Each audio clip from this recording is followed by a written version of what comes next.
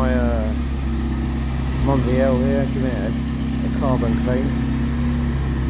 Just got this equipment in, set up in the shop. There's a little, add-on to the business, but what results I've had yesterday on the cars I've done. I've done some classic vehicles yesterday as well. I've done a Rover that came in running like an old donkey. Amazing result on that. I think there's one on my Facebook with what he said about that. But I thought I'd give another one on the Ferrari. I gave it one when I first done a demo on the machine, and obviously that's what made me buy the equipment. It wasn't cheap, but well worth it. The result it made on this car was absolutely unbelievable.